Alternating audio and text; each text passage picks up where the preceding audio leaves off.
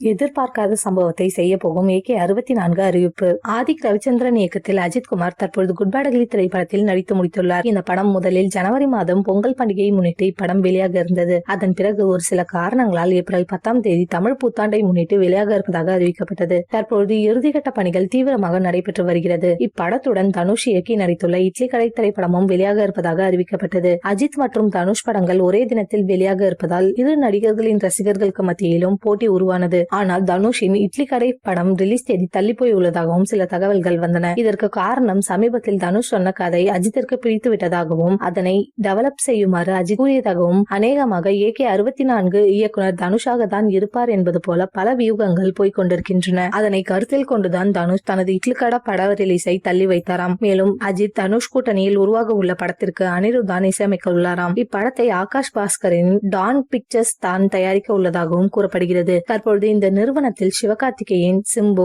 தனுஷ் படங்கள் தயாராகி வருகின்றன. அஜித்தை சந்தித்தும் கால்ஷீட் வாங்கியுள்ளதாக கூறப்படுகிறது. விரைவில் இது குறித்த அறிவிப்பு வெளியாகும் என எதிர்பார்க்கப்படுகிறது. அஜித்தை வைத்து படம் எடுக்க பல இயக்குநர்கள் வரிசையில் இருக்கின்றனர். ஆதிக் ரவிச்சந்திரன் தான் அஜித்தின் 64வது திரைப்படத்தை இயக்க அதிக வாய்ப்புகள் இருப்பதாக கூறப்பட்டது. மேலும் விஷ்ணுவர்தன், சிவா, கார்த்திக் சுப்புராஜ் என பலர் அஜித்திடம் கதை சொல்லிவிட்டு காத்துக் கொண்டிருக்கின்றனர். ஆனால் தனுஷ் அந்த வாய்ப்பை பெற்றிருப்பதாகவும் விரைவில் அந்த படப்பூஜையும் போட இருப்பதாகவும் சில தகவல்கள் வருகின்றன. இது மட்டும் உறுதியானால் ரசிகர்களுக்கு செம கொண்டாட்டம் தான்.